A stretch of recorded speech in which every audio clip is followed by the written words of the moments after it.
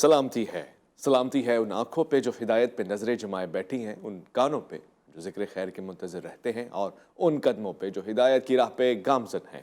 السلام علیکم ورحمۃ اللہ وبرکاتہ۔ تمام تعریفیں خدائے بزرگ برتر کے لیے جو وحد اللہ شریک ہے، نہ کوئی ثانی ہے نہ کوئی ہمسر ہے۔ درود لامحدود محبوب رب الودود، راحت العاشقین، مراد المشتاقین، حضرت محمد مصطفیٰ، آپ کی آل پاک، آپ کے جانثار انصار اور اصحاب پر زنمن۔ آپ دیکھ رہے ہیں الف لام میم۔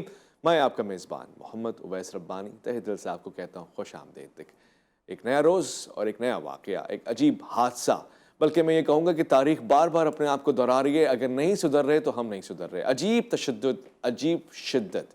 ابھی اسی پاکستان میں ایک واقعہ پیش آیا تھا کہ جس میں ایک سری لنکن بھائی تھا جس کے ساتھ ایسا عبرتناک معاملہ کیا گیا کہ ہر آنکھ اشک بار تھی اور شرمناک تھی۔ اور پھر اسی کے تسلسل میں کئی واقعے آئے، اور اب ننکانہ صاحب میں یہ واقعہ پیش آیا۔ واربرٹن کی تحصیل، یعنی اس کا یہ تھانہ، جس میں ایک آدمی کو 2019 میں بھی قید کیا گیا تھا، پھر کچھ سال بعد اس کو رہا کر دیا گیا، بری ہو گیا وہ، پھر اس کو اسی توہین مذہب کے الزام میں یعنی ملزم بنا کے جیل کی سلاخوں کے پیچھے ڈالا گیا۔ وہ اس تھانے میں تھا اور ابھی مقدمہ چلنا ہے، ابھی سلسلے نبٹنے ہیں اس کے، مگر ہوا کیا، لوگ مشتعل ہو گئے، بات پورے تحصیل ننکانہ صاحب میں بھی پھیل گئی، اور اس کے علاوہ بھی دور دور تک لوگ آ گئے حاجی نمازی غازی بننے کے لیے۔ انہوں نے تھانے پہ دھابا بول دیا۔ یہ بلوائی، یہ موب تھانے کے اوپر چڑھائی کرتے ہیں، قانون اپنے ہاتھ میں نہیں اپنے پاؤں تلے رون دیتے ہیں، اور ملزم کو جیل کی سلاخوں سے یعنی تھانے کی سلاخوں سے باہر نکال کر پہلے اس کو اس طرح سے شکار کرتے ہیں جیسے جنگلی علاقوں میں سور کا شکار ہوتا ہے، اس کو دوڑایا بگایا جا کے مارا جاتا ہے، مزے لیے جاتے ہیں، اور ایسے ہی اس کو پھر جلا دیا جاتا ہے، عبرت کا نشانہ بنا دیا جاتا ہے۔ ایسی صورتحال میں پولیس والے کہاں گئے؟ جنہوں نے جان کی حفاظت کی ذمہ داری اٹھائی ہوئی تھی وہ اپنی جان بچا کے بھاگ گئے۔ وہ جنہوں نے ایمان کی حفاظت کی ذمہ داری اٹھائی ہوئی تھی انہوں نے ایمان کو نیزوں پہ لٹکا دیا اور بندے کو اس نتیجے پہ پہنچا دیا کہ آج وہ یہاں پر نہیں موجود۔ ملزم تھا، مجرم تھا، جو فیصلے عدالت نے کرنے تھے وہ مسلمانوں نے اپنے ہی ہاتھ سے کر کے ختم کر دیا قصہ سارا۔ اور اب بات کھل رہی ہے تو معلوم ہو رہا ہے کہ کچھ ممبر، کچھ خطبات، کچھ پرتشدد جذبات، کچھ لب و لہجے ایسے تھے کہ جنہوں نے اکسایا، اور اسی ملک کا قانون جو اسلامی ریپبلک آف پاکستان کا ہے، جس میں 295A(C) سب موجود ہے، جو اسی ملک میں ایاز نظامی اور ایسے بے شمار لوگوں کو سزائیں دے چکا ہے، دے رہا ہے، دینے کے عمل میں ہے، مگر قانون ہم اپنے ہاتھ میں لیں گے اور ہم کر کے دکھائیں گے جو قانون نہیں کر رہا۔ ہمیں ایسا لگتا ہے۔ اس پہ مزید بات کرنے کا خواہش مند ہوں، مجھے بہت ہی افسوس ہے، مگر میں آج اس قصے کو تمام کرنے کے لیے یہاں بیٹھا ہوں۔ میں چاہتا ہوں کہ آج ایک لائے عمل بنایا جائے۔ میرے ساتھ جو مہمان تشریف فرمائے وہ انتہائی قابل ستائش ہیں اور اس معاملے کو بہت ہی بالیدہ نظری کے ساتھ دیکھتے ہیں۔ میں سب سے پہلے خوش آمدید کرنا چاہتا ہوں میرے ساتھ تشریف فرمائے اسلامی نظریاتی کونسل کے چیئرمین قبلہ ایاز صاحب۔ میں آپ کو خوش آمدید کہتا ہوں۔ السلام علیکم ورحمۃ اللہ وبرکاتہ۔ السلام علیکم۔ میرے دوسرے مہمان بھی میرے ساتھ ہیں، علامہ احمد اقبال رضوی صاحب میرے ساتھ تشریف فرمائے لاہور سے۔ میں ان سے بھی اس پہ نظریہ لینا چاہتا ہوں، مگر قبلہ ایاز صاحب یہ واقعہ اپنی نوعیت کا پہلا واقعہ نہیں ہے۔ اس سے پہلے آپ کو یاد ہوگا وہی سری لنکن کا معاملہ، اس پہ میں آپ سے گفتگو کر رہا تھا، آپ نے افسوس کا اظہار کیا، لیکن آج بھی آپ افسوس کریں گے، مگر افسوس کے آگے اور پیچھے کیا ہے، یہ کیوں ہوتا ہے، یہ کون کو اکساتا ہے، کہ یہ معاملہ کوئی اچھا معاملہ ہے؟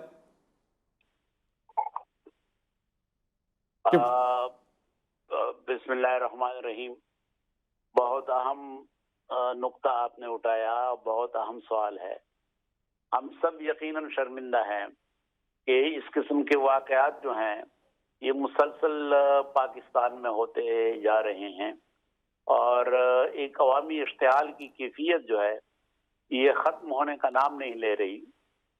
تو اس بات کی ضرورت ہے کہ یہ جو صورتحال ہے اس کا عمیق انداز میں جائزہ لیا جائے۔ جی، ہم نے سری لنکا کا جو واقعہ ہوا، سری لنکن مینیجر کو جس طریقے سے قتل کیا گیا تھا سیال کوٹ میں، جی، تو ہم نے خصوصی اجلاس اس پہ کیا تھا، اور ہم نے یہی کہا تھا کہ اس قسم کے واقعات کے لیے فوری طور پہ ایسی عدالتیں ہوں کہ جو سرسری سماعت کریں، فوری سماعت کریں اور سزا کے نفاذ کو یقینی بنائیں۔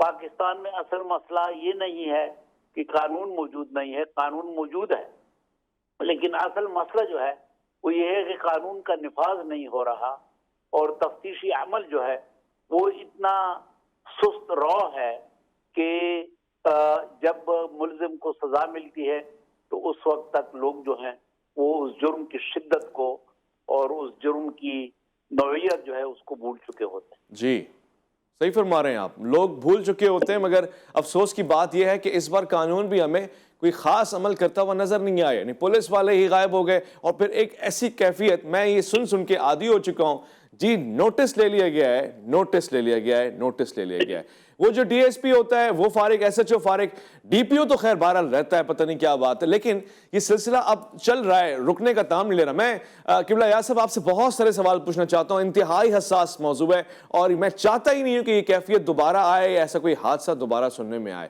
علامہ صاحب آپ میرے ساتھ موجود ہیں، اس واقعے کے پیچھے آپ کو ہماری غلطی نظر آ رہی ہے، یا پھر ایک جہالت ہے، ایک شدت ہے جو خود بخود پیدا ہوتی ہے، یا پھر سامنے والے کی کوئی ایسی غلطی ہے جس کے بعد ہم رہ ہی نہیں سکتے قابو میں، تو ہمیں تو ایسا کرنا ہے اور آگے بھی ایسا ہو جائے گا؟ کیا کہیں گے اس پہ؟ جب ایک معاشرہ موجود ہوتا ہے، جب ماحول رہتے ہیں، تو اس طرح کے واقعات بھی رونما ہونے کا امکان ہوتا ہے، اور اسی لیے قانون سازی کی جاتی ہے اور قانون پر سختی کے ساتھ عمل درآمد کیا جاتا ہے، اور یہ ذمہ داری حکومت کی ہوا کرتی ہے۔ حکومت معاشرہ بناتی ہے، حکومت معاشرہ بگاڑتی ہے۔ افسوس کے ساتھ جب سے پاکستان بنا ہے، آپ دیکھیں پاکستان جب بنا تھا اوائل میں یہ پرابلمز نہیں تھی، لیکن افغان وار کے بعد ہم دیکھتے ہیں کہ ہمارے ملک کے اندر شدت پسندی بہت زیادہ بڑھ گئی، شدت پسندی کے رجحانات بہت زیادہ بڑھ گئے، اور اس میں دو بہت اہم عوامل تھے۔ ان میں سے ایک خود ہماری اسٹیٹ، ہماری حکومت اور حکمران، اور نمبر دو علماء اور مدارس، جی جنہوں نے پاکستان کے اندر اپنی غلط پالیسیز کے نتیجے میں اور غلط افکار کی ترویج کے نتیجے میں، اور افسوس کے ساتھ مجھے کہنا پڑتا ہے کہ باہر کی جنگ اپنے ملک کے اندر لا کر اور ہمارے نوجوانوں کو شدت پسند بنا کر اوور آل پوری قوم کو انہوں نے شدت پسند بنا دیا ہے۔ لہذا جس وجہ یہ ہے کہ اب تقریباً 3-4 نسلیں جو ہیں وہ اسی طرح سے شدت پسندی کا شکار ہو چکی ہیں، اور وہ عادی ہو چکی ہیں۔ ہمارے یہاں فتویٰ دینا کسی کے قتل کا بڑا آسان کام ہے، جی بہت آسانی سے ہمارے امام جمعہ جو ہیں وہ خطبے میں کسی کو بھی کافر قرار دے دیتے ہیں، کسی کے بھی خلاف ہجوم میں آپ دیکھ لیں اس واقعے کے اندر بھی، جیسے آپ نے بھی فرمایا اور جو ایسے خبریں پہنچی ہیں، مسلسل خطبات دیے جا رہے ہیں، اس کے اندر شدت پسندی پر جی ابھارا جا رہا ہے۔ بھائی آپ کو کس نے اختیار دیا ہے؟ ملک میں قانون موجود ہے، حکومت موجود ہے، عدالتیں موجود ہیں، علماء کی ذمہ داری بنتی ہے، امام جمعہ کی ذمہ داری بنتی ہے، وہاں کے ڈی پی او کی ذمہ داری بنتی ہے کہ لوگوں کو ہارمنی کی طرف لے کر آئیں، اور لوگوں کو اس طرف لے کر آئیں کہ صحیح، وہ قانون پر عمل کریں۔ ایک بندہ خود جو ہے وہ جب تھانے میں گرفتار ہے، اس کے اوپر کیس چل رہا ہے، جی تو پھر عدلیہ جو ہے اس مسئلے سے نمٹے گی۔ ٹھیک ہمارے ہے، اور آپ کا اختیار نہیں ہے کہ ہم قانون اپنے ہاتھ میں لے کر اور ٹھیک ہے جو قبلہ ہے یا وہ صاحب، علامہ صاحب کام فرما کریں۔ رہے ہیں کہ اب یہ تو ایک مزاج ہی بنتا جا رہا ہے، اور ظاہر ہے اس میں ممبر کا بھی قصور ہے، وہ لاؤڈ سپیکرز جو صرف تکفیر بکتے ہیں، یا خاص طور سے ان لوگوں کے لیے جو شدت رکھتے ہیں، شدت میں اضافہ کر دیتے ہیں، وہ قابل غور ہیں، قابل سزا ہیں، قابل ضبط ہیں، مگر یہاں ہو کیا رہا ہے؟ انہی کو ترویج اور انہی کو تنوع مل رہا ہے۔ میں قبلہ یا صاحب آپ سے پوچھوں، جو شدت پسند جماعتیں ہیں کھلے عام گھوم رہی ہیں، جو چاہتی ہیں کہتی ہیں کرتی ہیں، جو نعرے کتابیں جو فساد و مچانا چاہتی ہیں، ان پہ روک تھام کی کوئی پالیسی بنی ہے؟ بالکل علامہ صاحب نے صحیح فرمایا، میں علامہ صاحب کی تائید کرتا ہوں۔ یہ ایک عمومی مزاج بن گیا ہے، اور اس میں کوئی شک نہیں کہ اس کی شروعات جو ہے یہ ہمارے بارڈرز کے اوپر افغان جو صورتحال بنی، اس کے بعد کچھ ایسے لوگ ہمارے خطے میں آئے کہ جو پہلے ہی سے اس قسم کی شدت پسندی کے قائل تھے، اور ان کا نظریہ تھا، تو یہ نظریہ یہاں ہمارے ہاں بھی بہت مقبول ہوا، اور اس طریقے سے اب یہ عوامی مزاج بن گیا ہے، اور کوئی روک ٹوک نہیں ہے، کوئی ذمہ دارانہ رویہ نہیں ہے، تو یقیناً مسجد اور محراب سے اس قسم کی آوازیں سننے کو مل جاتی ہیں، اور بجائے اس کے کہ عوام کو یہ بتا دیا جائے کہ قانون کو ہاتھ میں لے لینے کی کوئی گنجائش اسلامی شریعت میں نہیں ہے، اور نفاذ جو ہے سزاؤں کا یہ ریاست کی ذمہ داری ہے، بجائے اس کی پھر عوامی ایک سزا جو ہے، یعنی جس کو آپ یہ کہہ سکتے ہیں کہ خود ایک عمل درآمد کرانا، یہ کیفیت بن جاتی ہے جو کہ بہت افسوسناک ہے، اور اس بات کی ضرورت ہے کہ اس مسئلے میں ریاست بھی ایک سمت کا اور ایک جہت کا تعین کر لے، اور علماء کرام ممبر و محراب جو ہے اس کی ذمہ داری بھی بہت بڑھ جاتی ہے۔ جی بالکل بجا فرمایا آپ نے، حقیقت یہی ہے، اور اس پہ افسوس بھی کیا جا رہا ہے۔ میں تو کہتا ہوں کہ حسرت ہے کہ ایسا نظام ہو کہ جس میں کوئی سوچ بھی نہ سکے یہ کرنے کی۔ میں قبلہ ایاز صاحب آپ کا انتہائی شکر گزار ہوں۔ ایک مختصر سے وقفے کی طرف جا رہا ہوں، لوٹ کر آؤں گا تو امجدی صاحب سے بات ہوگی۔ یہ جو سننے میں آ رہا ہے کہ ایک مزاج ہمارا شدت کو پروان چڑھا رہا ہے، یہ ہمارے ممبروں کا قصور ہے، یہ ہماری صفوں میں کوئی گھس گیا ہے جو ہمیں ہر بات پہ اکساتا ہے اور ہم سے وہ کام کرواتا ہے جس کے بعد سوائے ندامت کے اور کچھ بچتا نہیں ہے۔ اس پہ بات ہوگی۔ میں ایک مختصر سے وقفے کی طرف جا رہا ہوں۔ الف لام میم میں آپ کا انتظار ہے۔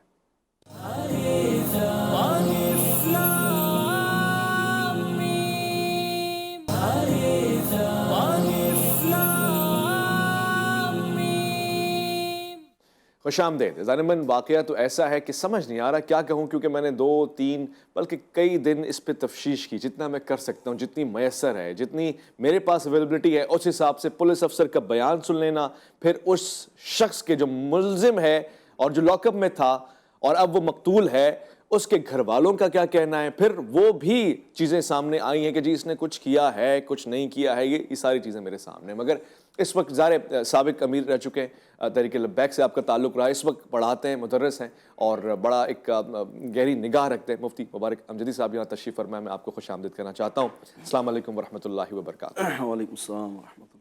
میرے دوسرے مہمان بھی میرے ساتھ ہوں گے، فرنود عالم صاحب اسلام آباد سے تشریف فرمائے، دانشور ہیں، محقق ہیں، بہت اچھی گفتگو فرماتے ہیں، بعض اوقات بڑا بلنٹ اپنی رائے کا اظہار فرماتے ہیں۔ میں آپ کو بھی خوش آمدید کہتا ہوں۔ میں مفتی امجدی صاحب سے یہ پوچھنا چاہتا ہوں، اس پہ آپ کی کیا رائے؟ لوگوں کا کہنا یہ ہے کہ ایک تشدد والی جماعت ہے جو بارہا لوگوں کو اکسا رہی ہے، جذبات کو مار دو، کاٹ دو، پیٹ دو، انہی لوگوں کا کیا دھرا ہے اور وہ اس کو اون بھی کر رہے ہیں۔ آپ کی کیا رائے ہے؟ بسم اللہ الرحمن الرحیم۔ شکریہ اویس بھائی، آپ نے ہمیں مدعو کیا۔ دیکھیے، ہمارے یہاں بہت سی چیزیں جو میڈیا پہ کہی جاتی ہیں اور بہت سی آوازیں جو لگائی جاتی ہیں وہ پلانٹیڈ ہوتی ہیں، صحیح، اور جو لوگ لکھ رہے ہوتے ہیں، بول رہے ہوتے ہیں، سب کو پتہ ہے کہ ان کا قلم کس کے اشارے پہ چلتا ہے اور ان کی زبانیں کیا قیمت لیتی ہیں۔ صحیح، اس سے ہمیں غرض نہیں ہے۔ دیکھیں، قانون کوئی بھی ہاتھ میں لے، اس کی حوصلہ افزائی نہیں کی جا سکتی، بہترین، لیکن یہ بات جو ہے نا پھر بے لاگ ہونی چاہیے، اس میں امتیاز نہیں ہونا چاہیے۔ قانون پھر سب کے لیے برابر ہوتا ہے۔ صحیح، ہمارے ہاں بالا دست جب چاہتا ہے قانون کو اپنے گھر کی لونڈی بنا لیتا ہے۔ کوئی کسی عہدے منصب پہ بیٹھا ہو، وہ کسی ٹریفک پولیس والے کو گاڑی تلے رونڈ ڈالے، جی، کوئی بیوروکریسی میں ہو، اس کا بیٹا ہو، وہ جس کو چاہے ویپن اٹھا کے قتل کر دے۔ ٹھیک ہے، ایم این اے ہو، ایم پی اے ہو، وزیر ہو، وڈیرا ہو، چودھری ہو، خان ہو، سردار ہو، ٹھیک ہے، وہ جب چاہتا ہے، جہاں چاہتا ہے، کبھی غیرت کے نام پہ، کبھی کاروکاری کے نام پہ، کبھی کس نام پہ، کبھی کس نام کے قانون کو رون ڈالتا تو ہے۔ یہ بات حق دیتی ہے مفتی، مولوی اور عام مسلمان کو کہ وہ بھی جو چاہے کرے؟ نہیں، میں یہ نہیں کہہ رہا ہوں، میں یہ کہہ رہا ہوں کہ ان سب چیزوں پہ بات ہونی چاہیے۔ اور جہاں یہ دیکھتے ہیں، ابھی پچھلے دنوں میں نے دیکھا کہ لاہور میں ایک غالباً کالج میں کچھ طالبات جو ہے وہ ایک بچی پہ ظلم اور تشدد کر رہی ہیں، جی، اس کا میڈیا پہ کچھ نہیں آیا۔ کیوں؟ ہمارے ہاں یہ المیہ یہ ہے کہ کسی معاملے کا، چاہے کسی مذہبی جماعت سے، مذہبی شخص سے، اسلامی جماعت سے تعلق ہو یا نہ ہو، لیکن جو یورپ کی جو خاص فنڈڈ این جی اوز ہیں نا، جی، ان کے خاص مقاصد ہیں کہ لوگوں کو اسلامی طریقوں سے، اسلامی نظریات سے، علماء سے، دینی طبقے سے کس طرح ہم دور کریں، اور جس معاملے کا دور سے بھی ان سے واسطہ نہ ہو، ان کو بھی ان کے سر تھوپ دینا چاہیے۔ پھر ایک طرف تو اس ہم یہ معاملے کہتے میں ہیں کوئی واسطہ نہیں ہے مذہبی جماعتوں کا یا نہ کسی مذہبی جماعت کا، اس سے کیا واسطہ ہے؟ ظاہر ہے کہ سیدھی بات ہے کہ ایک طرف تو اب یہ دیکھیں نا کہ لوگ یہاں تک کیوں پہنچے۔ علماء نے تو کبھی نہیں کہا، صحیح، نہ کسی مذہبی لیڈر نے کہا، نہ کسی جماعت نے کہا۔ بات یہ ہے کہ آج تک چاہے توہین قرآن کا مسئلہ ہو یا توہین رسالت کا دنیا کا سنگین ترین جرم، اور میں سمجھتا ہوں کہ یہ پوری کائنات کے خلاف بغاوت ہے۔ جب کسی ملک کے آئین اور قانون کے خلاف بات کی جاتی ہے تو وہ ملک کے خلاف بغاوت ہوتی ہے۔ جو کسی ملک کے آئین اور قانون کو نہ مانے تو پوری کائنات کا خالق اللہ رب العالمین ہے، حضور علیہ الصلوۃ والسلام اس کے نائب مطلق ہیں، پوری کائنات کے ذرے ذرے کی طرف اللہ کے رسول ہیں۔ تو جب ان کی توہین کی جاتی ہے اور اتنے مجرم ہیں کہ ان کو عدالتوں سے باقاعدہ سزا ہوئی، آج تک ایک مجرم کو سزا نہیں ہوئی. صحیح. تو اس کا ذمہ دار کون ہے پھر؟ ویسے ایک کو تو میں جانتا ہوں ہوئی ہے، وہ ظاہر ایاز نظامی کا آپ کو پتہ ہے، وہ جو بھینسا اور یہ ساری معاملات ہوئے، یعنی ایسا نہیں کہ قانون مؤثر نہیں ڈاکٹر صاحب میں عرض کروں، دیکھیں سزا سنایا جانا اور ہے، عدالت کے آرڈر آ جانا اور ہے، گیا اس سے لٹکا آپ دیا، عمل درآمد لٹکا دیا. فارق یہاں پہ فرنود عالم صاحب تشریف فرمائے. فرنود صاحب پہلے تو میری بات کی تصدیق کر دیجیے گا، سزا ہوئی ہے، اور دوسری بات یہ کہ ساری کام این جی اوز کر رہی ہیں، یہ بھی این جی او نے کروایا ہے، اور ہوتا ہے یہ بتائیں ذرا. بہت شکریہ. میں تو اس بات کے اوپر حیران اور خیر بات وہ جو حضرت بیٹھے ہوئے ہیں میں ان کا نام نہیں جان سکا کہ کون ہے، لیکن مفتی مبارک امجدی صاحب تشریف فرمائے یہاں پہ. جی اوکے ٹھیک ہے. ان کی گفتگو سے آپ کو اندازہ لگ چکا ہوگا، ہو گیا ہوگا کہ دنیا میں اگر مسلمانوں کی عزت پہ اور ان کی حرمت پہ اگر کوئی سوال ہے تو اس کے پیچھے کون سا نیریٹو ہے اور کون لوگ ہیں، کون سی گفتگو ہے جو کہ بیسیکلی قتل و غارت گری کو اور انسان کی عزت نفس کو مجروح کرنے سے اتفاق رکھتی ہے اور اس کو پروموٹ کرتی ہے. جیسے آپ کے ٹی وی چینل کے اوپر یہ گفتگو ہو گئی. لیکن بسائڈ ایوری تھنگ میں ان کو بھی چھوڑ دیتا ہوں، ان کی بات کو بھی چھوڑ دیتے ہیں، جو کچھ تھانے میں ہوا اس کو بھی چھوڑ دیتے ہیں، جو ہمارا نیریٹو ہے اس کو بھی چھوڑ دیتے ہیں. میں آپ کو صرف اتنا سے بتا دوں کہ توہین رسالت کا قانون ہو یا توہین مذہب کا قانون ہو، یہ پاکستان میں پولیٹیسائزڈ ہے. اچھا. یہ پری پارٹیشن بھی اور پوسٹ پارٹیشن بھی اس کا آپ کو تجزیہ کرنا پڑے گا کہ یہ قانون بنایا کیوں گیا تھا اور کس نے بنایا تھا. اچھا. یہ 1860 کے اندر انگریز نے، برطانوی استعمار نے ادھر ہندوستان میں متعارف کروایا تھا، اور اس کو متعارف کروانے کا بنیادی مقصد بین المذاہب ہم آہنگی نہیں، بلکہ جو لوگ برطانوی استعمار کو ریزسٹ کر رہے تھے وہ ان کے خلاف استعمال کرنے کے لیے بنایا گیا تھا. میں چاہتا ہوں کہ وہ علماء دین بھی جو کہ برطانوی استعمار کے خلاف مزاحمت کر رہے تھے ان کے خلاف بھی توہین مذہب کا قانون استعمال ہوا. اچھا. اسی طریقے سے پوسٹ پارٹیشن پاکستان کے اندر بھی اسی قانون کے اندر امینڈمنٹ کر کے اس کو تھوڑا سا سخت کیا گیا جنرل ضیاء کی طرف سے. لیکن سوال یہ ہے کہ جنرل ضیاء نے ایسا کیوں کیا؟ وہ اس لیے نہیں تھے کہ کوئی کہ پیغمبر اسلام کی یا اسلام کی یا کسی بھی مذہب کی پاکستان میں توہین ہو رہی تھی.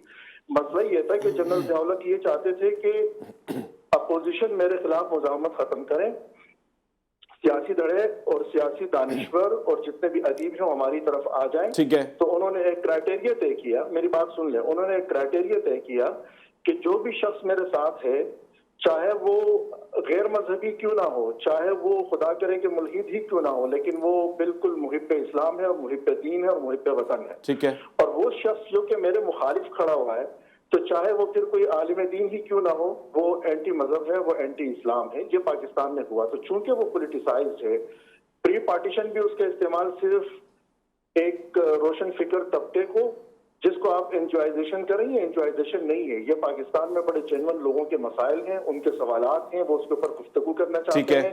لیکن جب ہمارے پاس دلیل ختم ہو جاتی ہے، جب ہمارے پاس منطق ختم ہو جاتی ہے اور ہم اس کا گلا دبانا چاہتے ہیں اور مفادات کا ٹکراؤ ہونے لگتا ہے، تو ہمارے پاس جب کوئی خاص ٹھوس بنیادوں پہ کوئی ثبوت یا کوئی شواہد ہوتے نہیں ہیں اس کا نہیں. مفتی صاحب نے کہا کہ ثبوت تو دیکھا گیا ہے، اور مفتی صاحب کی بات ہے کہ جی ایسی چیزیں سامنے آئی ہیں اور پہلے بھی اس پہ کیس ہو چکا تھا اور پھر وہ بری ہو گیا. تو ایسی صورتحال میں کیا کریں؟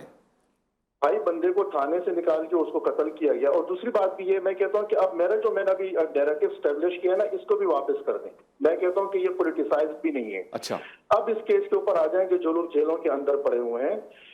بھائی اگر آپ نے توہین مذہب کا یا توہین رسالت کا کسی کے اوپر الزام لگا بھی دیا، یہ لگانا ٹھیک ہے یا نہیں ہے، یہ بالکل ایک الگ ڈیبیٹ ہے. اگر آپ کا دل کرے گا تو ہم اس کے اوپر بات کر لیں گے. صحیح. لیکن لیٹس سے کہ یہ آپ نے لگا دیا، وہ شخص چلا گیا.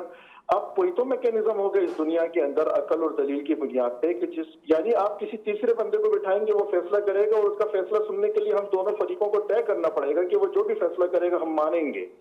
اور وہ ہمارے پاس عدالت ہے. نظام کمزور ہے یا طاقتور ہے وہ بالکل ایک الگ بات ہے. لیکن بات یہ ہے کہ ایک شخص تو آپ نے تھانے کے حوالے کیا ہے اور آپ تھانے سے یہ کہہ رہے ہیں کہ یہ چھوٹنا نہیں چاہیے، اگر چھوٹیں گے تو آپ نتائج بھگتیں گے. تو یہ پھر کون سا قانون ہوا؟ یعنی کہ مجھے توہین مذہب کا یا توہین رسالت کا کوئی ایک قانون بتا دیں پاکستان میں کہ جس کے اوپر ججز نے، چاہے وہ سیشن کورٹ ہو، چاہے وہ ہائی کورٹ ہو، چاہے سپریم کورٹ ہو، جس میں فیصلہ ثبوت و شواہد کی بنیاد پہ دیا گیا ہو. ہمیشہ جج بیچارہ اس بنیاد پہ فیصلہ دیتا ہے کہ باہر کراؤڈ کیا سوچ رہا ہے, باہر سوسائٹی کیا سوچ رہی ہے, اور میرے دروازے پہ لوگ کھڑے ہوئے یا نہیں کھڑے ہوئے, یہ کل کلا کو میرے گھر تو نہیں آ جائیں گے, یہ میرے بیٹی کو یا میرے بیٹے کو دھمکیاں تو نہیں دیں گے. یہ اس سے اس بات کی مہک آ رہی ہے کہ ظاہر موجودہ قانون پہ آپ کا اعتماد بھی کمزور پڑ رہا ہے. مفتی صاحب بھی یہ فرما رہے ہیں کہ جی قانون عمل ہی نہیں کرتا, ہمارے معاملے میں تو بالکل بھی نہیں کرتا. ہاں وہ دیکھیے نا, وہ جو یونیورسٹی کالج کے مسائل ہوتے ہیں اس کو کیسے دبا دیا جاتا ہے, اس معاملے کو اٹھایا جا رہا ہے. مفتی صاحب آپ ذرا وضاحت ہی فرما دیں, اس شخص نے اگر توہین کی ہوتی تو اس کی سزا کیا ہوتی, اور اگر اس وقت جو اس کے ساتھ پیش آیا, اب یہ واقعہ کیا ہوا, یہ انصاف ہوا ہے اس کے ساتھ؟ دیکھیں ڈاکٹر صاحب, میں عرض کروں کہ میں کسی شخص کو معین کر کے بات نہیں کر رہا. دیکھیں یہ تو اب سوشل میڈیا پہ آیا تو ہم نے چیزیں دیکھی ہیں, اب اس نے جرم کیا نہیں کیا, جو ویڈیوز یا تصاویر آئی ہیں وہ حقیقتیں نہیں ہیں, وہ قطع نظر اس کی تحقیق تفتیش ہو, جو متعلقہ ادارے وہی سزا دیں گے. میرے یہاں تو یعنی آپ کنڈیم کرتے ہیں کہ کسی نے اس طرح سے کیا ہے؟ میں یہ کہہ رہا ہوں کہ قانون ہاتھ میں نہیں لینا چاہیے, لیکن آپ دوسری طرف یہ بھی دیکھیں نا کہ ایسے مواقع فراہم کون کر رہا ہے. آپ لوگوں کو کیوں جذبات ان کے ابھارنے کے موقع فراہم کر رہے ہیں, آپ ان کو تسلی تشفی کیوں نہیں دیتے؟ ابھی بھی میرے خیال میں سینکڑوں توہین رسالت کے عدالت سے سزا یافتہ مجرم جیلوں میں ایک کو سزا نہیں ہوئی. کیا وہ سارے جج جو ہے معذاللہ, جیسے وہ ہمارے محترم کہہ رہے تھے, وہ ڈرپوک ہیں, وہ اتنا ڈرتے ہیں؟ ایسا نہیں ہے. وہ باقاعدہ خدا کا خوف رکھتے ہیں, ان کو آخرت کا ان کو ڈر ہوتا ہے, شواہد ہوتے ہیں, دلائل ہوتے ہیں. کوئی مولوی تو فتویٰ نہیں دیتا نا. اگر میں بات کلیئر کر دوں, جتنے مجرموں کو سزا ہوئی کسی عالم مفتی مولوی نے نہیں دی, ہمارے اسی نظام کی عدالتوں نے, ججوں نے سزائیں سنائیں, پھر اوپر تک معاملات گئے, پھر یہاں تک بھی ہوا کہ بیرونی مداخلت ہوئی اور پھر ان کو بری بھی کیا گیا. جیسے پچھلے دنوں ایک خاتون کو جو ہے بڑے پروٹوکول سے باہر بھیجا گیا. تو قوم کی بیٹی ڈاکٹر عافیہ صدیقی پہ ظلم نہیں ہو رہا, اس پہ کتنے شو ہوتے ہیں, ذرا ہم کھڑے ہو کے بولیں تو صحیح. ہماری زبانیں کیوں گونگیں, قلم کیوں خاموش ہیں؟ کن حالات میں اس کو باہر بھیجا گیا تھا, کن اس پہ کتنا ظلم ہو رہا ہے. وہ اتنی پڑھی لکھی قوم کی بیٹی جو پورے پاکستان کو تعلیمی میدان میں آگے لے جاتی, کیونکہ وہ ظلم کرنے والے وہ ہیں کہ جن کے سامنے ہم نے زمین جھکائی ہوئی ہے. میں جاننا چاہوں گا, اب ایک آدمی کا جس کا ظاہر ہے مبینہ طور سے قتل ہو چکا ہے, اس کے ذمہ دار میڈیا ہو گیا, آپ نے کہا مدرسہ ہو گیا, خطیب ہو گیا, یہ سارے لوگ, پورا معاشرہ ہی ہو گیا, مگر اصل میں قصور جس نے کیا, دانستہ غیر دانستہ, جو براہ راست شریک تھا, ہم اس پہ بات کریں گے سزائیں کیسی ہونی چاہیے. لوٹ کر آئیں گے, الف لام میم میں آپ کا انتظار ہے.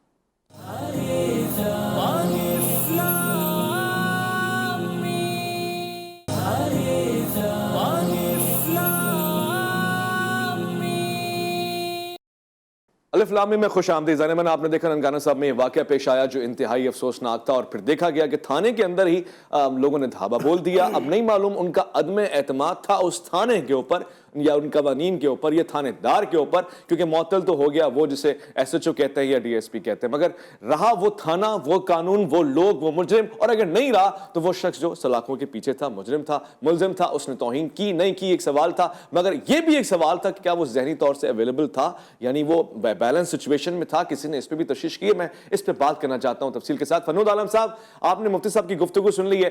مفتی صاحب کہتے ہیں دیکھیے یہ مزاج, اس میں اعتدال نہیں ہے. وہاں پہ وہ عورت اگر گستاخی کرتی ہے, اس کو جہاز آگے لے جاتا ہے, پروٹوکول سلامی سب کچھ ہوتا ہے. یہاں دیگر چیزیں ہیں, صرف مسلمانوں پہ اور خاص طور سے مذہبی رجحان رکھنے والوں پہ یہ الزام کیوں ہے؟ اور بھی دیگر واقعات ہوتے ہیں. اگر کسی سے کوئی قصور ہو گیا ہے تو پوری امت یا پورے معاشرے یا مذہبی طبقے کا قصور کہاں سے آ گیا اس میں؟ آسیہ مسیح کی مثال غلط اس لیے ہے کہ پاکستان میں بھی عدالتوں کے ذریعے سے جس کو سزا سنوائی جا رہی تھی وہ عوامی دباؤ پہ سنوائی جا رہی تھی, مذہبی جماعتوں کے دباؤ پہ. اس میں آپ کو ابھی بھی عرض کر رہا ہوں کہ پورا کیس نکال کے پڑھ لیں. میں کہتا ہوں کہ آسیہ مسیح کے حوالے سے کسی دن ہم سارے بھائی بیٹھ جاتے ہیں, اس کا پورا کیس نکالتے ہیں, آن دا ٹیبل رکھتے ہیں, سارے مہمان اور سارے میزبان اس کو پڑھ کے آئیں, پھر اس پہ بات کرتے ہیں کہ اس میں کتنا کمزوری کہاں پر ہے اور کہاں پہ کتنا اسٹرانگ کیس ہے. جب اس کو طاقت نہیں اس کو نکل دے رہی تھی تو اس کے اوپر ایک اور بڑی طاقت آ گئی, اور وہ وہی طاقت تھی جن طاقتوں نے مذہبی جماعتوں کو یہاں پہ اکسایا ہوا تھا. اور اسی طاقت نے ان کو بٹھا کے سمجھایا کہ بھائی ایسا ہے کہ حالات اوپر سے بہت خراب ہو گئے, اس خاتون کو نکلوا دیتے ہیں, اس کو چھوڑ دیتے ہیں. اور اس کو نکلوانے سے پہلے بھی ججز کو یہ انشور کروایا گیا کہ آپ کی سیکیورٹی, ہم آپ کو بتاتے ہیں کہ آپ کی سیکیورٹی کتنی مضبوط ہے, آپ کو کچھ نہیں ہوگا. اور اس کے بعد آپ نے دیکھا کہ جب تک پولیٹیکل نیریٹو کے لیے آسیہ مسیح کا استعمال کیا جا رہا تھا تو 10 دن ایک سڑک پر بیٹھا ہی آتا تھا. لیکن پاکستان کے اندر ہی جب ایک پاور نے یہ فیصلہ کر دیا کہ اب ہم نے اس کو پاکستان سے نکالنا ہے تو 2 گھنٹے کے لیے بھی مذہبی جماعتیں سڑکوں پہ نہیں آ سکتی. تو اس بات کو تو یہاں پہ کلوز کرتے ہیں, اس کو چھوڑ دیتے ہیں. اب آگے چلتے ہیں، قانون کا مسئلہ لے لیتے ہیں۔ اعتدال کی آپ بات کر رہے ہیں، اعتدال تو بھائی وہ تو قانون سازی کے اندر ہی نہیں ہوا۔ میں تو آپ سے یہ کہتا ہوں کہ اگر پری پارٹیشن انگریز سرکار کا بنایا ہوا جو قانون تھا نا، اتنا بھی چھوڑ دیتے نا تو میں مان لیتا کہ یہاں پہ بات مسئلہ اعتدال کا ہے۔ اعتدال کا تو اس لیے نہیں ہے، آپ کے پاکستان میں اکثریتی آبادی حنفی مکتب فکر سے تعلق رکھنے والی ہے، بریلوی مکتب فکر، دیوبندی مکتب فکر، دونوں کو ملا کے اکثریت حنفی مکتب فکر کی ہے۔ لیکن جنرل ضیاء الحق نے جو قانون بنایا وہ امام ابن تیمیہ کے مسلک پہ بنایا، ٹھیک ہے، جس کا پاکستان کی صرف 3% آبادی سے تعلق بنتا ہے۔ کیوں بنایا؟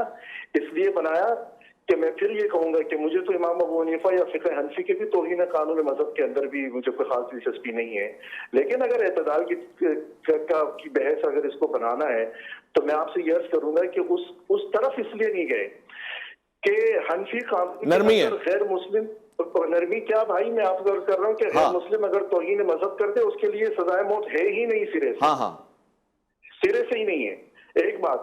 دوسری بات یہ کہ اگر مسلمان کر دیتا ہے تو اس کے لیے ایک ٹائم فریم ہے، اس کے لیے ایک وقت فریم ہے، اس کو وضاحت کرنے کا موقع دیا جاتا ہے، اور جو شخص اپنے اسٹیٹمنٹ کی وضاحت کرتا ہے جج کو، قانون کو، آئین کو اور پوری دنیا کو اسی کی اسٹیٹمنٹ کا اعتبار کرنا ہوتا ہے۔ لیکن یہاں مسئلہ یہ کہ چونکہ معاملات پولیٹیکل ہوتے ہیں، آپ کی ریاست، آپ کے پاور کلاس، میں آپ کو چھوٹی سی مثال دیتا ہوں، 2018 کے الیکشن سے پہلے پاکستان میں جو توہین مذہب کی مرتکب جماعت تھی وہ مسلم لیگ تھی۔ جب نو کانفیڈنس موشن آئے اور عمران خان نکال دیے گئے، اس کے بعد سے توہین مذہب کی مرتکب جو جماعت ہے وہ تحریک انصاف ہے۔ کیوں؟ وجہ کیا ہے؟ وجہ اس لیے یہ ہے، اس لیے کہ جب مسلم لیگ سے پاور کلاس کی دوستی نہیں تھی تو وہ توہین مذہب کے مرتکب تھے، جب تحریک انصاف کے ساتھ دوستی نہیں رہی تو وہ توہین مذہب کے مرتکب ہو گئے، اور ایک شخص کھڑا ہوا اس نے عمران خان کے اوپر فائر مار دی۔ یہ وہی مینٹلٹی ہے جس نے 2018 کے الیکشن سے پہلے نواز شریف پر سیاہی پھینکی تھی، جس نے ناپا نثار فاطمہ وہ خاتون ہے جس نے جنرل ضیاء الحق کے زمانے میں جن کی ذمہ داری سونپی گئی کہ آپ نے توہین مذہب کا قانون آگے پیش کرنا ہے، پریزنٹ کرنا ہے، اور انہی کی موشن کے اوپر یہ قانون بنا۔ لیکن آپا نثار فاطمہ نے کبھی سوچا بھی نہیں ہوگا کہ 35 سال کے بعد میرے بیٹے احسن اقبال کے اوپر ایک بندہ گولی چلا دے گا۔ ٹھیک ہے، میں فنود عالم صاحب آپ کی بات کو مزید مفتی صاحب کے سامنے رکھ دیتا ہوں اور میں اس کا حل لے لیتا ہوں۔ دیکھیں، آپ نے ایک بڑی علمی بات کر دی ہے کہ حنفی مکتب فکر کے لوگ اس میں اس حد تک گنجائش رکھتے ہیں کہ پوری تحقیق ہو جائے بنسبت ابن تیمیہ اور دیگر علماء کے نزدیک۔ میں مفتی صاحب آپ سے اس حوالے سے رائے لینا چاہتا ہوں، پھر ہمارا مزاج اتنا شدت پسندانہ کیوں ہے؟ ہمیں کیوں اس میں جنت نظر آتی ہے کہ ہم قانون ہی ہاتھ میں لیں اور ہم خود ہی اس کو نتیجے تک پہنچا دیں؟ مفتی صاحب جی ڈاکٹر صاحب، بات یہ ہے کہ یہ ہمارے محترم جو گفتگو کر رہے تھے انہوں نے اس کو یوں سمجھنے کہ ادھورا چھوڑ دیا۔ جی، حقیقت یہ ہے کہ ایک ہے قانون ہاتھ میں لینا، میں نے کہا کہ اس کی کوئی بھی حوصلہ افزائی نہیں کرتا، ہم نے کب کہا کہ قانون ہاتھ میں لیں، لیکن جو قانون ہے اس کے مطابق عمل درآمد تو ہو۔ جب آپ جس قانون پر آپ عمل درآمد چاہتے ہیں، مجھے بتائیں نا، ممتاز حسین قادری کا مسئلہ ہوا، ہزاروں فائلیں ان لوگوں کی جن کو سزائے موت سنائی گئی موجود تھی، ان کو آپ نے چھوڑ کے اس ایک کو کیوں لیا؟ یہ بھی تو سوال ہے نا۔ دوسری بات یہ ہے کہ یہ حنفی، شافعی، حنبلی، مالکی مسئلہ نہیں ہے۔ توہین رسالت کا جو قانون ہے کہ جو حضور سید عالم صلی اللہ علیہ وسلم کی توہین کا ارتکاب کرے، یہ کوئی فقہی مسئلہ نہیں ہے، یہ ائمہ کا مسئلہ نہیں ہے کہ ہم نمازوں کا، روزے کا، زکوٰۃ کا، حج کا مسئلہ ہے، اس میں اس امام کی رائے یہ، اس امام کی رائے یہ ہے۔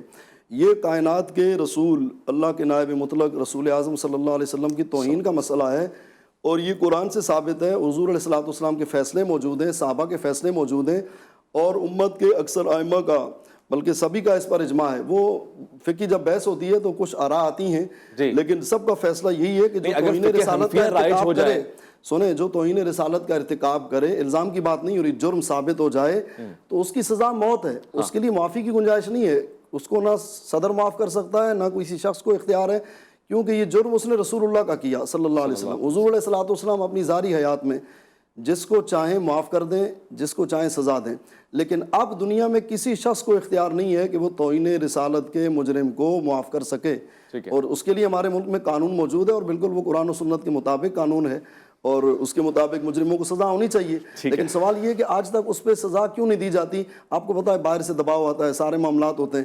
اور بات میں آپ سے کلیئر کرنا چاہتا ہوں، اصل بات یہ ہے کہ جب تک ہم آزاد نہیں ہوں گے نا، ہماری اپنی سوچ نہیں ہوگی، فکر نہیں ہوگی، ہم یہ سوچیں گے کہ میں یہ بات بولوں گا تو میرا جو ہے فلاں جگہ سے جو میری انکم ہے وہ بند ہو جائے گی، جی۔ فلاں جگہ کے ویزے کینسل ہو جائیں گے، شہریت کینسل ہو جائے گی، میرا ٹریولنگ کا مسئلہ ہوگا، تو ہم حقائق چھپاتے ہیں۔ ہم آزاد تو ہو گئے لیکن آج بھی ہماری فکر وہی ہے، انگریزوں والی، غلامی والی وہی سوچ ہے، وہی فکر ہے، اور جس طرح وہ اس وقت سچے مسلمانوں کو دباتے تھے، آج ہم بھی جو ہے نادانستگی میں اپنے ہی لوگوں کو دباتے ہیں، مورد الزام ٹھہراتے ہیں، یہ نہیں سوچتے کہ 2% جو لوگ مسلط ہیں۔ ٹھیک ہے، میں مفتی صاحب ایک چھوٹا سا سوال لے کے علامہ صاحب کی طرف آؤں گا، آخری میں بس دقائق رہ کے، وہ جو شخص قتل ہو گیا ہے، ظاہر ملزم تھا اور سلاخوں کے پیچھے تھا، ابھی کوئی مسلمان اسے تعزیت کرنے جا سکتا ہے، جانا چاہیے، مناسب ہوگا؟ مفتی صاحب، مفتی مبارک احمدی صاحب، علامہ صاحب سے پوچھ مفتی صاحب سے آپ سے پوچھ رہا ہوں کہ اس کے گھر والوں سے تعزیت کی جا سکتی ہے کہ جی غلط؟ میں یہ کہہ رہا ہوں یہ الگ معاملہ ہے، ہم کسی بھی چیز کی حوصلہ افزائی نہیں کرتے اور قانون کو ہاتھ لینے کی ہم حوصلہ افزائی نہیں کرتے۔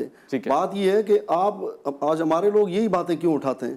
ہمارے یہاں اور کتنے مظالم ہوتے ہیں، مسئلہ پوچھ رہا ہوں، شرعی مسئلہ کہ مسلمان کوئی اس کے گھر والوں سے تعزیت کرے تو مناسب ہے؟ میں یہ کہہ رہا ہوں کہ دیکھیں تعزیت تو ظاہر ہے اس چیز پہ ہوتی ہے جو کسی مسلمان کا انتقال ہوتا ہے تو اس میں ہم تعزیت کرتے ہیں۔ اب ابھی تک تو یہ معاملہ میں نے آپ سے کہا نا کہ پہلے کلیئر تو ہو کہ یہ معاملہ کیا تھا، ہم حکم تو تب لگائیں نا کسی چیز پہ جب معاملہ کلیئر ہو۔ ٹھیک ہے، علامہ رضوی صاحب میں آپ سے بھی پوچھنے لگا ہوں، اب ظاہر ایک تو 2 سوال اور مختصر وقت آپ کے پاس ہے، میں سمجھتا ہوں مشکل زیادہ آپ کے لیے، مگر اگر اس کی مینٹل حالت ٹھیک نہیں ہے تو کیا قانون ہے؟ اور اگر یہ ہو گیا ہے، جرم ثابت تھا نہیں تھا مگر ایک حادثہ ہوا، قانون ہاتھ میں لیا، ایسی صورتحال میں افسوس نہ کریں، اس کے گھر والوں سے تعزیت نہ کریں، شرمندگی نہ کریں، کیا کریں؟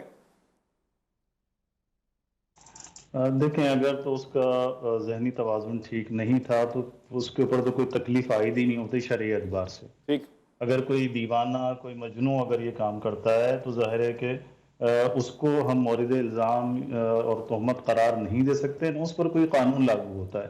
وہ دیوانہ ہے، اس کو پتہ ہی نہیں کہ وہ کیا کر رہا ہے۔ ٹھیک ہے، اور جہاں تک اظہار افسوس کی بات ہے تو میرا خیال ہے کہ ہمیں مجموعی طور پر اپنے معاشرے کی اس سوچ کے اوپر، اس شدت پسندی کے اوپر افسوس کرنا چاہیے، اور یہ شخص اگر ثابت ہو جاتا ہے کہ اس نے اس طرح کا عمل جو ہے وہ انجام دیا ہے، گناؤنا عمل انجام دیا ہے، تو ظاہر ہے کہ کوئی مسلمان بھی اسے پسند نہیں کرے گا کہ جا کر ان کے گھر میں اس بات کے اوپر جو ہے وہ تعزیت کرے۔ ہاں البتہ مجھے بھی شاید افسوس ہوگا، مفتی صاحب کو بھی افسوس ہوگا کہ ایک مسلمان نے یہ فعل انجام دیا اور اس کے ساتھ جو ہے یہ سانحہ جو ہے وہ رونما ہو۔ ٹھیک ہے، ٹھیک ہے، فرنود عالم صاحب میں آپ کی طرف آنا چاہتا ہوں۔ دیکھیں 2 مسلم اسکالر بیٹھے ہوئے ہیں، دونوں نے اس بات سے نظر چرا لی کہ ہم افسوس کریں جا کے، ہمیں خدشہ بھی ہے کہ اگر اس نے توہین کی ہے تو ہم افسوس تو کرنے والی حالت نہیں ہے، البتہ معاشرے پہ افسوس ہے کہ یہ کیا ہو رہا ہے، کیوں ہو رہا ہے۔ فرنود عالم صاحب آپ کی کیا رائے، آپ کیا کریں گے ایسی صورتحال میں؟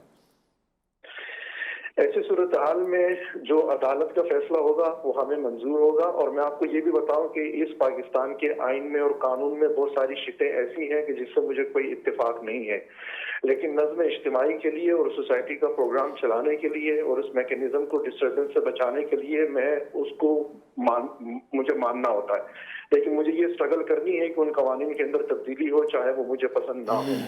یہ ہوتا ہے، اس کو آپ کہتے ہیں کانسٹیٹیوشنلزم، ٹھیک ہے، کہ آپ آئین پر عمل کرتے ہیں اس لیے کہ آپ نے ایک سوسائٹی کو کسی بھی طریقے سے آگے بڑھانا ہے۔ اب اگر مثال کے طور پہ کون مجرم ہے کون مجرم نہیں ہے یہ فیصلہ عدالت نے کرنا ہے۔ عدالت جب اپنے فیصلے دیکھیں، یہ بات کرنا تو ٹھیک ہے، یہ جذبات کی بات ہے، یہ کوئی علمی یا فقہی بات نہیں ہے۔ یہ جب کہی جاتی ہے نا کہ یہ مسئلہ اصل میں قانون کا، توہین کا، یا یہ جو ہے نا آئین کا، یہ فقہ کا نہیں ہے، یہ تو اصل میں پیغمبر اسلام سے محبت اور عشق کا مسئلہ ہے۔ لیکن مسئلہ یہ ہے کہ ٹھیک ہے یہ عشق کا مسئلہ ہوگا، لیکن کہیں تو کوئی فیصلہ ہوگا نا، اور کسی کو آپ ثالثی مانیں گے کہ وہ فیصلہ کرے گا، جب وہ فیصلہ کر لے تو اس کے فیصلے کو ہمیں قبول کرنا ہوگا۔ دوسری بات میں آپ سے یہ عرض کروں، یہ جو آپ نے دوسری بات کی نا، اب یہ اس بنیاد پہ نہیں ہو سکتا کہ آپ کہیں کہ ویزے کینسل ہو جائیں گے لوگوں کے۔ بھائی مفتی تقی عثمانی صاحب، مفتی منیر صاحب، یہ جتنے بھی علماء کرام ہیں یہ توہین مذہب کے قانون کے حق میں ہے، مجھے بتا دیں کہ ان کا کون سے ویزا کینسل ہوا یا مسترد ہوا ہے۔ ساری دنیا ان کو ویزے دیتی ہے، امریکہ سے لے کے اٹلی تک سب سے جگہ ویزے ملتے ہیں، کسی کا کوئی رزق روزی کا روٹی کا مسئلہ نہیں ہے، یہ ہمارے نظریاتی اور فکری مسائل ہیں۔ آخری بات اس پہ میں اپنی بات ختم کر دیتا ہوں، پھر آپ اپنی گفتگو جاری رکھیے گا۔ وہ میں یہ عرض کرنا چاہتا ہوں کہ جب بھی اس طرح کی صورتحال ہوتی، جو آپ نے مینٹل کیس ڈسکس کیا، مثال کے طور پر چترال کی بادشاہی مسجد میں ایک شخص عصر کی نماز کے بعد کھڑا ہوا اور اس نے کہا کہ بھائی میں خدا کا پیغمبر ہوں۔ मेरा ख्याल ही है, और मोब आया और उसने थाने को जला दिया और कहा कि उसको बाहर निकालो, हमने कत्ल करना है। मेरी समझ में इस सोसाइटी का फर्द होने की हैसियत से ये समझ में आता है कि जिस शख्स ने नमाज असर के बाद ये बात की है, तो अगर आपने बहुत ज्यादा भी उसके साथ कोई मामला करना है नेगेटिविटी में जाके, तो कम से कम उससे हमदर्दी का इजहार करें, उसे किसी अच्छे डॉक्टर को जाके दिखाएं, बजाय कि आप उसके ऊपर कवानीन लागू करें, उसको जाके जो है उसको जेल में डालें। बहुत बहुत शुक्रिया फरनूद आलम साहब आपका, बहुत बहुत शुक्रिया अल्लामा अहमद इकबाल रिजवी साहब आपका, इंतहाई शुक्रगुजार हूं मैं मुफ्ती मुबारक अमजदी साहब आपका, आपने अपनी कीमती आरा से हमें नवाजा और इस प्रोग्राम को मैंने कोशिश की है कि एक फैसले एक नतीजे पे लाया जाए। नतीजा ये है कि हमें अपने गिरबानों पे झांकना है, जहाँ पे हम कोशिश कर सकते हैं सही करनी चाहिए, कानून जितना बेहतर बनाया जाए, ये एक चीज़ है जो हमें गवारा नहीं है। हमारे अकायद की कोई तौहीन क्यों करे, इसका हम किसी भी तौर से रूम नहीं छोड़ना चाहते, मगर बैक वक्त हम इस बात की मुकम्मल तहकीक कर लेंगे कि हम बेगुनाह को किसी भी तौर से किसी भी सज़ा का मोरद ना बनाए। ख़ास तौर से हज़रत अली आप पे हमारा सलाम करमुल्लाह वजह, आपने फरमाया कि वो जो 1000 लोग छूट जाते हैं ना, ठीक है, उसका तो एक अलग हिसाब के, तो मगर एक जो मजलूम पकड़ा जाता है ना, जिसका किया हुआ नहीं होता और उस पर सज़ा आ जाती है, वो बहुत बड़ा गुनाह होता है। मैं लौट कर आऊँगा, इसी प्रोग्राम को दोबारा एक नतीजे तक पहुँचाएंगे। अपना ख्याल रखेंगे आप। मोहम्मद उवैस रब्बानी को देंगे इजाज़त। अल्लाह की अमान में।